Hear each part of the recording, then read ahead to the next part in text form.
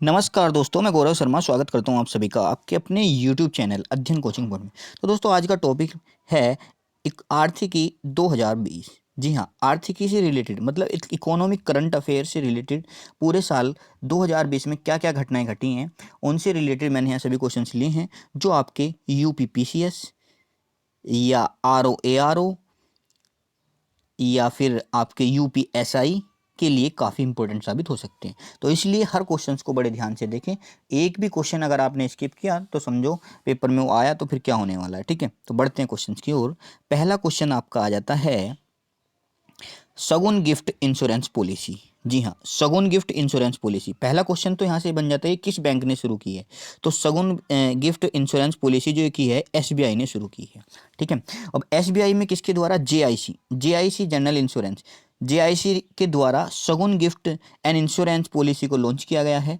ये अपनी तरह का एक पहला बीमा उत्पाद है जो पर्सनल एक्सीडेंट पॉलिसी का उपहार है। पर्सनल एक्सीडेंट पॉलिसी मतलब मैं आपको बता देता हूँ कि इस पॉलिसी को किसी भी उपहार के रूप में आपको दिया जा सकता है, कोई भी। ठीक है, मतलब इसका सीधा सीधा ये है, इसका मतलब क्या है कि इस पॉलिसी को खरीदने वाले से संबंधित होना जरूरी नहीं है कि जिसने खरीदी है, ऐसा नहीं है कि ये उसे दी जाएगी, आपको किसी भी उपहार में दी जा सकती है। नेक्स्ट आपका टॉपिक अगला आ जाता है किसानों की साख का आंकलन के लिए सैटेलाइट डेटा का उपयोग। जो किसानों की साख है उसके लिए सैटेलाइट डेटा का उपयोग तो सबसे पहले किस बैंक ने किया है? तो ये किया है ICICI बैंक ने। ICICI बैंक के द्वारा किसानों की साख का आंकलन करने के लिए सैटेलाइट डेटा का उपयोग किया जाएगा। अब ये टेक्नोलॉजी शुरू करने वाला ये भारत का पहला बैंक होगा। ICICI भारत का पहला बैंक होगा जिसने किसानों के लिए सैटेलाइट डेटा का उपयोग किया है। और इसका उपयोग किस किस लिए किया जाएगा? भूमि, सिंचाई और फसल पैटर्न से संबंधित जितनी भी चीज़ें हैं आपकी उन्हें मापने और किसानों के त्वरित उधार का जो निर्णय लेने के लिए ये जनसांख्यिकी या वित्तीय मापदंडों का संयोजन में इसका उपयोग किया जाएगा। ठीक है, नेक्स्ट क्वेश्चन आपका आ जाता है, नेक्स्ट टॉपिक है आपका liberty saving account. Liberty saving account ये सेवा किस बैंक ने शुरू करी है? तो ये शुरू की है एक्सिस बैंक ने। लिबर्टी सेविंग अकाउंट की जो सेवा है ये एक्सिस बैंक ने शुरू करी है। और इससे इसके अंदर है क्या कि जो 35 साल से कम के श्रमिक वर्ग हैं, ठीक है, 35 साल से कम के जो लोग हैं वो उनकी जीवन शैली की आवश्यकताओं को पूरा करने के लक्ष्य का जो है इसमें शुरुआत की गई है कि उनकी जो जीवन शैली में जो आवश्यकताएं हैं उनको पूरा किया जा सके। ठीक है, इसमें क्या होगा, प्रति वर्ष आपको 20,000 रुपये का अस्पताल नगद बीमा कवर प्रदान किया जाएगा। और ये कोविड-19 के तहत ऐसा अस्पताल के खर्चों को कवर करेगा और ऐसी महामारी को कवर करने वाला ये अपने प्रकार का पहला बचत बैंक ऐसा बना है कि जो लिबर्टी सेविंग अकाउंट को करेगा। एक्सिस बैंक ने किया है। और इसकी एक खास बात और है, यहाँ आपको यह कस्टमर के लिए एक राहत देता है कि 25,000 रुपये तक का आप मिनिमम बैलेंस अपने खाते में रख सकते हो। इमरजेंसी में आपको कोई ज़रूरत पड़े तो उससे कोई प्रॉब्लम नहीं होगी, पर वो आपको 20,000 का जो बीमा देगा वो देगा ही। ठीक है, नेट बैंकिंग वगैरह ये जितना भी आप उससे करना चाहते हो कर सकते हो। ठीक है, नेक्स्ट आ जाता है GST छूट की सालाना सकल कारोबार सीमा को बढ़ाकर 40 लाख किया गया है।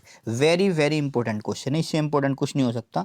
मैं आपको बताऊं क्योंकि ये सीमा पहले 20 लाख थी, GST की सालाना सकल कारोबार की ये पहले 20 लाख थी, अब इसे बढ़ा के 40 लाख कर दिया गया। किसके द्वारा किया गया? वित्त मंत्रालय के द्वारा ये किया गया है। ठीक है, इसको बहुत ही ध्यान से याद रखना है आपको। और इस योजना के तहत केवल 1%, कितना परसेंट? 1% कर देना होता है, केवल 1%। ठीक है, नेक्स्ट क्वेश्चन आपका है इसमें कि बैंक के बैंकिंग कार्य पर पाबंदी। जी हाँ, बैंक के बैंकिंग कार्य पर ही पाबंदी लगा दी है। तो एक ऐसा बैंक है जिसके बैंकिंग कार्य पर इन्हें जो पाबंदी लगाई गई है। और पाबंदी लगा कौन था? क्योंकि बैंकों का बैंक जो होगा वही पाबंदी लगाए। तो बैंकों का बैंक भारत में किसे कहा जाता है? भारतीय रिजर्व बैंक को। तो भारतीय रिजर्व बैंक ने बैंकिंग विनिमय अधिनियम के तहत 1949 के तहत Aditya Birla idea payments bank की बैंकिंग कार्य पर पाबंदी लगा दी है। ठीक है, मतलब Aditya Birla idea payment bank जो था उसके बैंकिंग कार्य का ही दर्जा उसका समाप्त कर दिया गया है। अब वो बैंक का दर्जा उसे नहीं रहा जाएगा। किसने किया है? रिजर्व बैंक ने, ध्यान रखना है। ABIP बैंक मतलब आदित्य बिरला। नेक्स्ट आपका आ जाता है रिलायंस रिटेल में 7500 करोड़ का निवेश। जी हाँ, रिलायंस रिटेल में 7500 करोड़ रुपए का निवेश कौन कर रहा है? ये कर रहा है आपका सिल्वर लेक। अब सिल्वर लेक क्या है? सिल्वर लेक दुनिया के में टेक्नोलॉजी सेक्टर को बड़े निवेशकों के रूप में माना जाता है। जो सिल्वर लेक है उसमें जो सिल्वर लेक को दुनिया में जितनी भी दुनिया का जो टेक्नोलॉजी सेक्टर है उसमें सबसे बड़े निवेशक के रूप में सिल्वर लेक को माना जाता है। और इसने रिलायंस में 7500 करोड़ का निवेश कर 1.75% की इक्विटी खरीदने की घोषणा की है, मतलब 0.25% की। ठीक है, इससे पहले रिलायंस के और प्रोडक्ट और चीज़ों से भी निवेश कर चुका है। उसमें पहले इसने 1.35 बिलियन डॉलर का यानी 10,200 करोड़ रुपए का इसने यहाँ पे जियो के साथ जो जियो प्लेटफॉर्म के साथ जो है निवेश ये किया था। किसने? सिल्वर लेक ने। ध्यान रखना है। नेक्स्ट क्वेश्चन आपका है, इंडियन रेटिंग एंड रिसर्च के अनुसार वित्त वर्ष 2021 में भारत की जीडीपी वृद्धि का अनुमान। तो इसमें भारत की जीडीपी वृद्धि का अनुमान लगाया गया है। वो क्या अनुमान लगाया? जी हाँ, ये जो आपकी फिच रेटिंग होती है ना, फिच रेटिंग की ही एक इंडिया के अंदर शाखा है जिसका नाम है इंडियन रेटिंग एंड रिसर्च। क्या नाम है? Indian rating and research. भारतीय शाखा है Indian rating and research, IND-RA इसको बोलते हैं। इसने 2020-21 में भारत की जीडीपी वृद्धि दर को -11.8। देखो ये जो हैं सभी के अनुसार मैं आपको यहाँ कवर कराऊंगा और सभी को आपको एक साथ इकट्ठे लिख लेना है रजिस्टर लेके। ठीक है, तो फिच रेटिंग के अनुसार कितना है? -11.8। जबकि अगर बात करें, साथ ही रेटिंग एजेंसी ने वित्त वर्ष 2021 में 18.44 लाख करोड़ रुपए तक का आर्थिक नुकसान के भी अनुमान इसने बताया है कि इतने करोड़ का नुकसान आपको होगा। ठीक है, नेक्स्ट आ जाता है जैविक कपास उत्पादकों के लिए सफल नामक नया ऋण उत्पाद। एक नया ऋण उत्पाद किया गया है जिसका नाम है क्या? सफल ऋण उत्पाद। ठीक है, तो ये किसने किया गया? किसके लिए? जैविक कपास के लिए। तो ये किसने शुरू किया? स्टेट बैंक ऑफ इंडिया द्वारा, SBI के द्वारा जैविक कपास उत्पादकों के लिए सफल नामक एक ऋण उत्पाद शुरू किया गया है। ठीक है, तो ये है क्या भाई? ये उत्पाद सेफ एंड फास्ट, इसकी फुल फॉर्म है सफल की, safe and fast agriculture loan, मुख्य रूप से जैविक कपास में उगाने वालों को केंद्रित होगी। ठीक है, और जिन्होंने पहले कभी ऋण ना लिया हो उन्हें ये मिलेगा। ठीक है, नेक्स्ट आपका आ जाता है स्टार्टअप 2.0। स्टार्टअप 2.0 बैंक खाता लॉन्च। ठीक है, तो ये किसने किया है भैया? ये किया है ICICI बैंक ने। ICICI बैंक ने स्टार्टअप और उद्यमियों की बैंकिंग ज़रूरतों को पूरा करने के लिए स्टार्टअप 2.0 एक स्टार्टअप बैंक खाता लॉन्च किया है।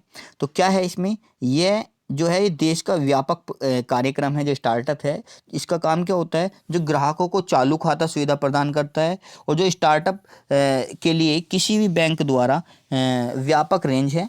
ये तीन प्रकार में उपलब्ध है, जैसे प्लेटिनम में, ठीक है, दूसरा गोल्ड में और तीसरा सिल्वर में। तीनों तरह से यहाँ का लोन दिया जाता है आपको और चालू खाते के लिए है। नेक्स्ट आता है आपका central bank digital currency testing platform. जी हाँ, ये किसने किया है? Mastercard central bank digital currency CBDCS testing platform इन्होंने लॉन्च किया है। तो मास्टर कार्ड ने राष्ट्रीय डिजिटल मुद्राओं को आकलन और उनकी अन्वेषण करने के लिए इसे लॉन्च किया है। ठीक है, जो मुद्रा का पता लगाने के लिए और उनकी जांच करने के लिए क्या है। तो मास्टर कार्ड ने क्या किया है? केंद्रीय बैंक, वाणिज्य बैंक और जितने भी तुम्हारे तकनीकी जो हैं ये बैंक हैं, तकनीकी और सलाहकारों का फर्म है, देश में CBDC के तहत जो है उपयुक्त इनका जो है मूल्यांकन करने के लिए आमंत्रित किया है। नेक्स्ट आपका आ जाता है क्रिसिल के अनुसार। देखो फिंच रेटिंग के अनुसार मैंने भी आपको बताया -11.8 और 18.44 लाख का घाटा बताया तो मैंने आपको पिछले साल।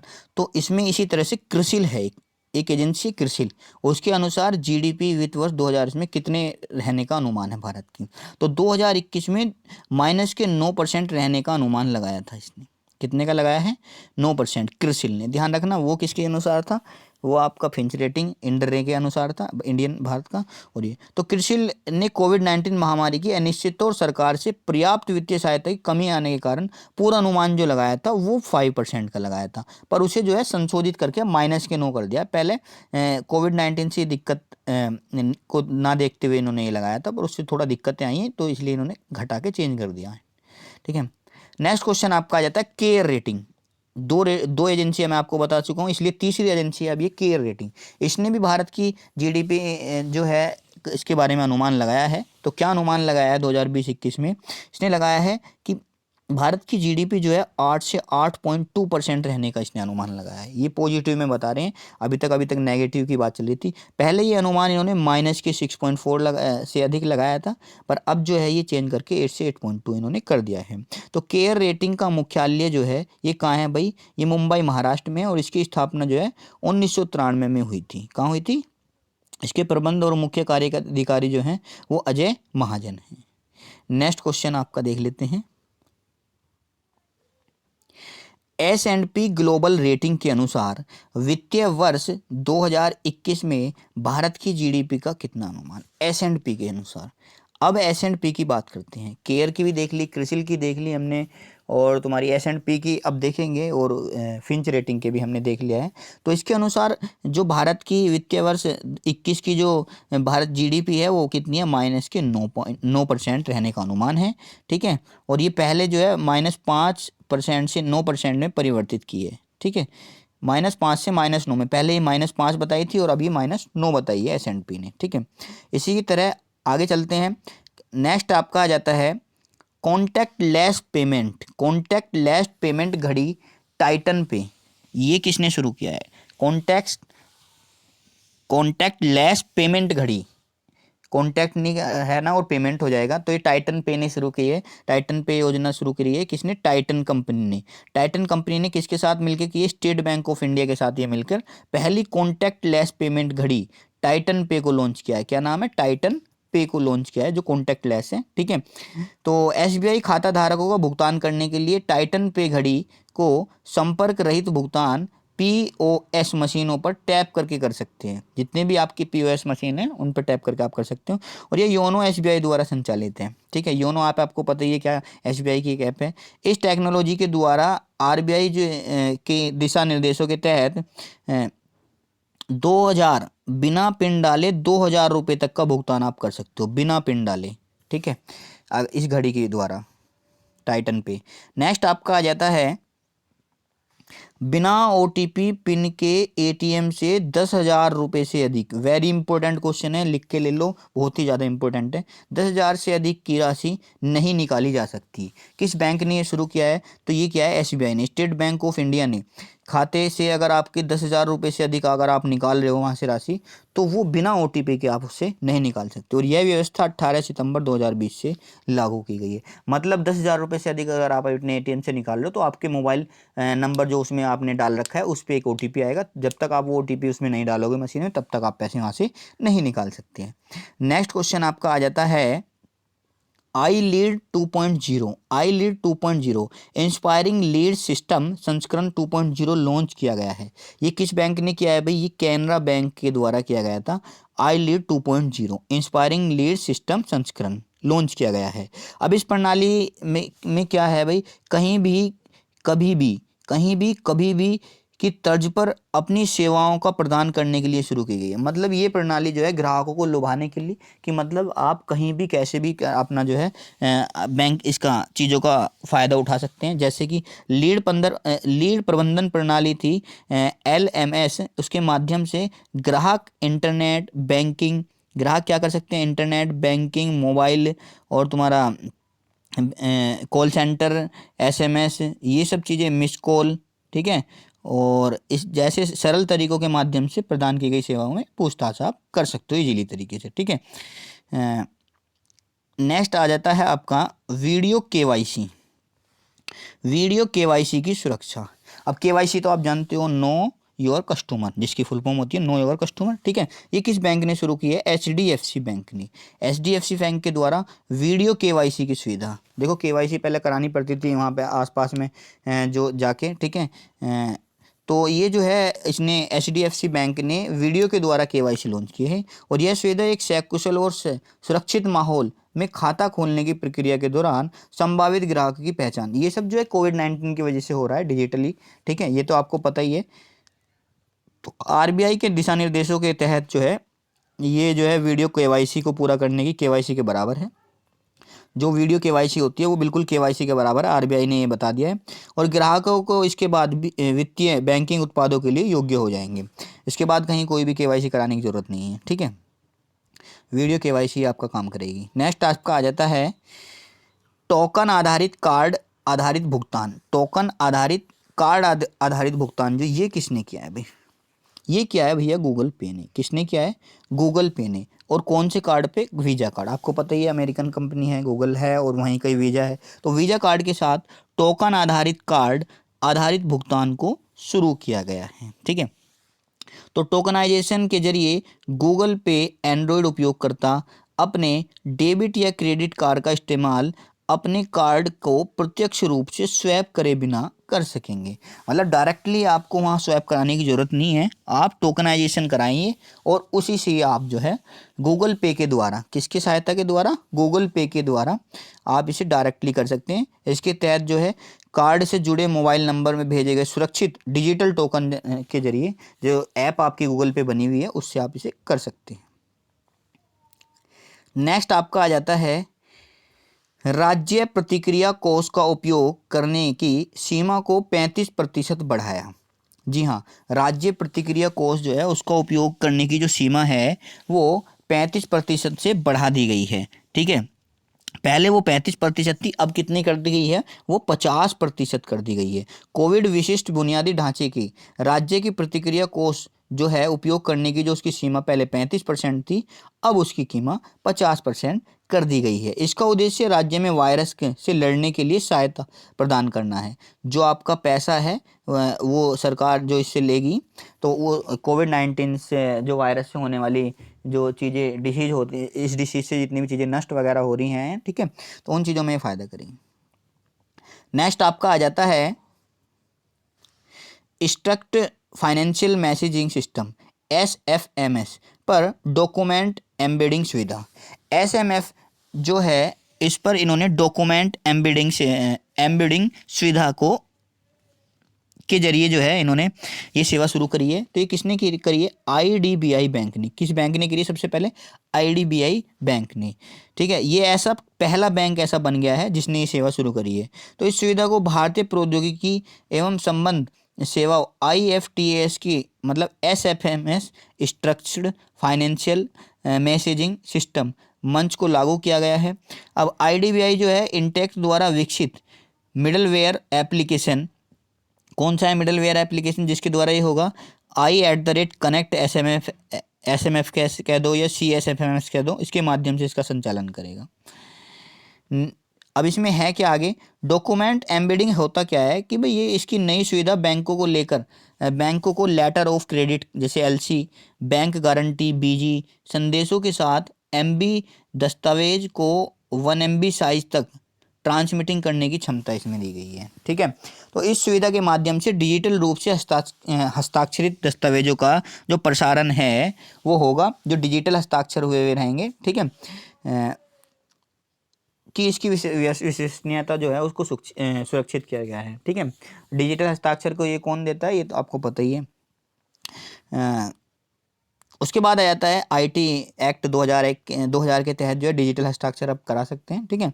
IFTS भारतीय रिजर्व बैंक की पूर्ण स्वामित्व वाली कंपनी एवं इसके अध्यक्ष जो है कौन है? तवर्ण रविशंकर हैं, ठीक है। नेक्स्ट बढ़ते हैं आगे। साइबर बीमा कवर। नेक्स्ट है आपका साइबर बीमा कवर।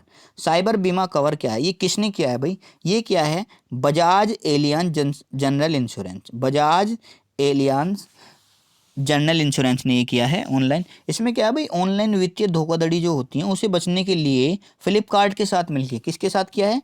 फ्लिपकार्ट के साथ। बजाज BAGI ने बजाज के साथ मिलकर ये बीमा लॉन्च किया है। इसमें डिजिटल इसमें जो यह उत्पाद है आपका, ये डिजिटल सुरक्षा ग्रुप इंश्योरेंस उन ग्राहकों की मदद करेगा जो विभिन्न ऑनलाइन फॉर्म पर साइबर हमलों या साइबर धोखाधड़ी का जो शिकार हुए हैं गतिविधियों से उनके परिणाम स्वरूप होने वाले वित्तीय नुकसान के खिलाफ खुद को कवर करना चाहते हैं। मतलब बहुत सारी चीज़ें हैं आपकी, मैं आपको बताता हूँ कि जो साइबर हमले होते हैं, ठीक है, उनसे बचने के लिए काफ़ी ये मदद करने वाला है, ये आपको ध्यान रखना है। नेक्स्ट आपका आ जाता है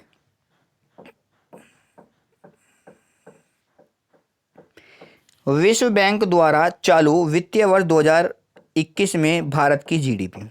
ये वेरी वेरी वेरी इंपॉर्टेंट है, बहुत ही ज़्यादा इंपॉर्टेंट है क्योंकि वर्ल्ड बैंक के लिए, ठीक है। तो इसमें कितने रहने का अनुमान लगाया 2021 में भाई? -9.6। वर्ल्ड बैंक ने कितना लगाया? -9.6। पहले जो है विश्व बैंक ने जून में भारतीय अर्थव्यवस्था में वित्त वर्ष को में 3.2, जो जून 2020 में उन्होंने सोचा था कि भाई कोविड से सारी स्थिति सही होने के बाद 3.2 तक की गिरावट इसमें आने का अनुमान लगाया था कि भाई इतनी गिरावट आ सकती है, परंतु जो अब बाद में -9.6 उन्होंने ये रहने का अनुमान लगाया है। तो विश्व बैंक ने हाल ही ने अपनी साउथ एशिया इकोनॉमिक फोकस शीर्षक रिपोर्ट जारी की है, उसमें कहा गया है कि देश की आर्थिक स्थिति बहुत ही ज़्यादा पहले की तुलना में खराब है। नेक्स्ट आपका आ जाता है business business mentoring programme MSME Prerna. जी हाँ, कौन सा है वो? एमएसएमई प्रेरणा। तो वित्त मंत्री जो है आपकी निर्मला सीतारामन है, उन्होंने इंडियन बैंक के बिजनेस मेंटरिंग प्रोग्राम एमएसएमई, जिसका नाम है प्रेरणा, एमएसएमई प्रेरणा को लॉन्च किया है। बिजनेस एमएसएमई प्रेरणा को लॉन्च किया है। इस कार्यक्रम का जो बेसिकली उद्देश्य है वो कौशल विकास और क्षमता का निर्माण कार्यकर्ताओं से माध्यम से उद्यमियों को सशक्त बनाना है। उद्यमियों को सशक्त बना रहे हो, छात्रों को सशक्त नहीं बनाना, तुम्हें यही करते रहना है ना। नेक्स्ट देख लेते हैं, चलो। को ब्रांडेड फॉरेक्स कार्ड लॉन्च करने के लिए विस्तारा के साथ साझेदारी। विस्तारा एयरलाइंस थी, तो उसके साथ साझेदारी की है एक्सिस बैंक ने। किसने की है? एक्सिस बैंक ने को ब्रांडेड फॉरेक्स कार्ड लॉन्च करने के लिए जो है ये साझेदारी की गई है। इसमें क्या है? अंतर्राष्ट्रीय यात्रियों को ज़रूरतों को पूरा करने के लिए ब्रांडेड विदेशी मुद्रा जो है मुद्रा कार्ड, ब्रांडेड विदेशी मुद्रा कार्ड एक्सिस बैंक, जिसका नाम है क्लब विस्तारा फॉरेक्स कार्ड, इसका नाम है axis bank club Vistara forex card, जो है ये लॉन्च किया है, जो विदेशी आपके आएंगे अंतर्राष्ट्रीय यात्री उनके लिए, ठीक है। विस्तारा भारत की पूर्ण कैरियर सर्विस कंपनी है, ठीक है, और इसको को ब्रांडेड विदेशी मुद्रा कार्ड के लिए यह साझेदारी किसी भी बैंक और भारतीय एयरलाइंस द्वारा की गई अपना पहली साझेदारी है। विस्तारा एक एयरलाइंस थी, इसको देखो बंद कर दिया गया था, ये घाटे में चली गई थी पिछली बार, और अब पता नहीं देखो फिर दोबारा से स्टार्ट हो गई है। मल्टी करेंसी फॉरेक्स कार्डों को कैशलेस के और परेशानी मुक्त तरीके से अंतर्राष्ट्रीय जगहों की यात्रा करने में सक्षम इसको बनाएगा मुक्त तरीके से।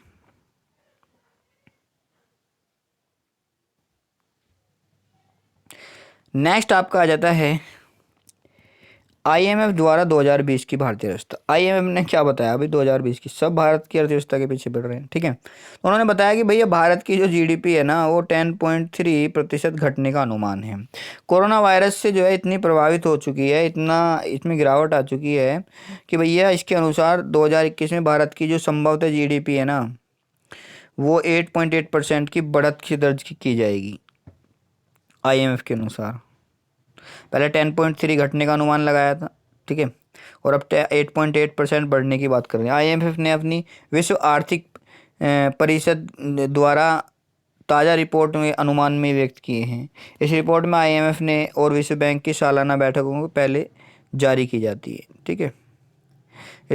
इसमें जो है विश्व अर्थव्यवस्था को 4.5% में गिरावट और 2021 में 5.2% की वृद्धि के साथ अनुमान लगाया इन्होंने, ठीक है। नेक्स्ट आपका आ जाता है एक्सिम बैंक ने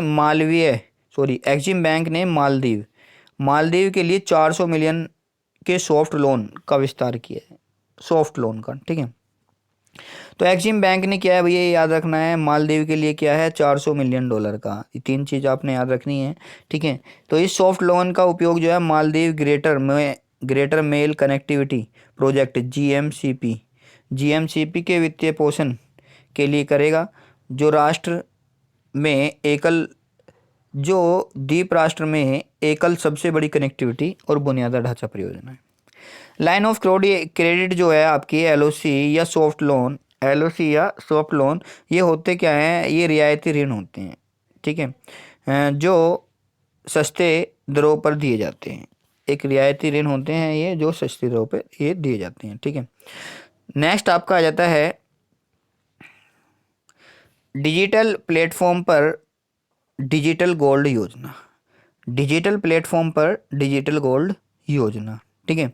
तो इसके अंदर क्या है भाई, इसके अंदर ये है कि भारत पे में डिजिटल प्लेटफॉर्म पर डिजिटल गोल्ड लॉन्च कराने की घोषणा की गई है। कौन से पे, भारत पे ध्यान रखना, भारत पे। एक तो गूगल पे बताया था मैंने, एक बताया अभी भारत पे, ठीक है। तो इस पे किया गया है। तो भारत पे के व्यापारी जो है 99.5% शुद्ध 24 कैरेट के सोने की खरीद और बिक्री कर सकेंगे। अब पहले नहीं कर सकते थे, अब कर सकेंगे। व्यापारी भारत पे ऐप का उपयोग करके दिन के किसी भी समय कहीं भी कहीं से भी रुपये या ग्राम में से खरीद सकते हैं, ठीक है। ये सुविधा भारत पे के सेफ गोल्ड के साथ मिलकर की गई है। किसके साथ की गई है, सेफ गोल्ड के साथ, ध्यान रखना है। सेफ गोल्ड क्या है, एक डिजिटल प्लेटफॉर्म है जो ग्राहकों को 24 घंटे लो टिकट साइज पर 24 कैरेट के फिजिकल गोल्ड की खरीद और बिक्री की डिलीवरी को क्या करता है, सुविधा देता है। कौन, सेफ गोल्ड। और ये किसने की है, भारत पे ने इसके साथ मिलकर की है। तो ये आपका था। और नेक्स्ट आपका क्वेश्चन आता है आरबीआई के फाइनेंशियल इंफॉर्मेशन प्रोवाइडर एफआईपी बोलेंगे इसको, के रूप में लाइव होने वाला भारत का पहला बैंक। एफआईपी के रूप में, आरबीआई के फाइनेंशियल एफआईपी के रूप में जो लाइव आया वो पहला बैंक कौन सा आया था। जी हाँ, इसकी बात करते हैं तो ये इसका सही आंसर है इंडस बैंक। कौन सा बैंक है, इंडस बैंक, जो फाइनेंशियल इंफॉर्मेशन प्रोवाइडर एफआईपी के रूप में लाइव होने वाला पहला बैंक बना था, ठीक है। तो इसके साथ क्या हुआ था, अब बैंकों के कस्टमर सिंगल विंडो पर अपने बैंक अकाउंट का स्टेटमेंट पाने, ट्रैक डिपॉजिट, प्लान इन्वेस्टमेंट जैसे share, mutual fund, insurance, EPF या पीपीएफ, इनसे लेकर क्रेडिट कार्ड के लाभ जितने भी हैं उन्हें उठा सकेंगे, ठीक है। और इससे ग्राहकों को क्या होगा, फाइनेंस संबंधी निर्णय लेने की भी सुविधा मिल जाएगी। नेक्स्ट आपका आ जाता है मिलेनियम। ग्राहकों को 18 से 35 वर्ष के लिए एक व्यापक बैंकिंग कार्यक्रम शुरू किया था मिलेनियम ग्राहकों ने, ठीक है। तो ये किसके द्वारा मिलकर किया भैया, ये आईसीआईसीआई बैंक ने द्वारा मिलकर किया है। कौन सा, मिलेनियम ग्राहकों के लिए किया गया है क्या, बैंकिंग व्यापक प्रोग्राम, ठीक है। इसमें क्या है, 18 से 35 साल के लिए एक व्यापक कार्यक्रम शुरू किया गया है और जिसका नाम है आईसीआईसी बैंक माइन। क्या नाम है, आईसीआईसीआई बैंक माइन इसका नाम है। बैंक द्वारा लॉन्च किया गया आईसीआईसीआई बैंक माइन जो है वो भारत का पहला और विशिष्ट उत्पाद है, ताकि बैंकों को अपने पुराने ग्राहकों को मोबाइल फर्स्ट अत्यधिक व्यक्तिगत और अनुभवात्मक बैंकिंग के लिए ये सब चीज़ किया गया है, ठीक है। नेक्स्ट आपका आ जाता है भारत का विदेशी मुद्रा भंडार 555 अरब 12 करोड़ डॉलर के उच्चतम स्तर पर पहुंच गया है।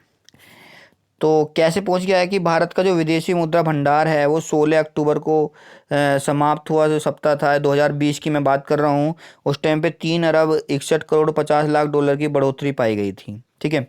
अब यह जो है 555 अरब 12 करोड़ डॉलर के उच्चतम स्तर पर ये पहुँच गया है, ठीक है। विदेशी मुद्रा की परिसंपत्तियां भी 3 अरब 53 करोड़ 90 लाख डॉलर पे ये पहुंच चुकी है, ठीक है। और इतना तो इसको आपको याद रखना नहीं है, बस आपको ये याद रखना है भारत में विदेशी मुद्रा का भंडार जो कहाँ से कहाँ तक पहुँच गया है। नेक्स्ट आपका आ जाता है, वेरी इंपॉर्टेंट क्वेश्चन है भाई, सेबी से रिलेटेड है। भारतीय प्रतिभूति व विनिमय बोर्ड सेबी ने म्यूचुअल फंड कंपनियों में विदेशी निवेश की वर्तमान निवेश सीमा में क्या परिवर्तन करा, इसके बारे में देख लेते हैं भाई। तो इसने क्या किया है भाई, वर्तमान निवेश सीमा जो है 300 मिलियन अमेरिकी डॉलर थी। कितनी थी, 300। अब इसे बढ़ाकर जो है 600 मिलियन कर दिया गया है। कितना कर दिया है, 300 मिलियन से 600 मिलियन कर दिया गया है। म्यूचुअल फंड विदेशी एक्सचेंज जो है ETF में 1 बिलियन अमेरिकी डॉलर की कुल उद्योग सीमा के भीतर अधिकतम 250 मिलियन अमेरिकी डॉलर के प्रति म्यूचुअल फंड के निवेश इसमें कर सकते हैं। ठीक है, जो पहले 50 करोड़ रुपए थी, पहले 50 करोड़ रुपए थी, अब जो है वो कितनी है, 200 मिलियन अमेरिकी डॉलर है। ठीक है, नेक्स्ट आपका वेरी वेरी इंपॉर्टेंट है भाई, वेरी वेरी इंपॉर्टेंट। मूडीज द्वारा चालू वित्त वर्ष 2020 में भारत की जीडीपी का अनुमान। मूडीज ने कितना अनुमान लगाया, ये भी इंटरनेशनल एक एजेंसी है, इसने कितना अनुमान लगाया, -10.6, -10.6 रहने का इसने अनुमान लगाया है। और ये पहले अनुमान कितना था, -11.5, 11.5 को परसेंट वो करते हुए इन्होंने -10.6 इसको कर दिया है। मूडीज ने अगले वित्त वर्ष यानी 2021-22 की भारतीय विकास दर के जारी करने का जो अनुमान है वो कितना, 10.6 से की तुलना में 10.1 रखा है। 2020-21 का कितना रखा है, 10.6 रखा है, और वो 10.8 रखा है। नेक्स्ट आपका आ जाता है आरबीआई द्वारा बैंकों पर 1 करोड़ रुपए का जुर्माना। आरबीआई द्वारा बैंकों पर 1 करोड़ का जुर्माना कौन से बैंक पे लगाया, ये आपको बता देते हैं। पंजाब नेशनल बैंक पर जो है 1 करोड़ रुपए का जुर्माना लगाया है हाल ही में आरबीआई ने। ये जुर्माना भुगतान और निपटान प्रणाली अधिनियम, कौन सी, भुगतान और निपटान प्रणाली अधिनियम 2007 का उल्लंघन करने के आरोप पर इसके लिए लगाया है। तो ये ध्यान रखना, इंपॉर्टेंट क्वेश्चन है, किस बैंक पे लगाया, पंजाब नेशनल बैंक पे। कितना लगाया है आपने, उसने 1 करोड़ रुपए का। तो नेक्स्ट क्वेश्चन आपका आ जाता है, बैंक को रेड फ्लैग सूची में रखा गया है। जी हाँ, कौन से बैंक को रेड फ्लैग सूची में रखा गया है। देखो अलग अलग सूची होती है, मैं आपको बताऊँ इनमें। ठीक है, तो एचडीएफसी बैंक को रखा गया है, एचडीएफसी बैंक है, और दूसरा आपका इंडसइंड बैंक। ठीक है, इंडसइंड बैंक, इन दोनों को काय में रखा गया है, रेड फ्लैग की सूची में रखा गया है।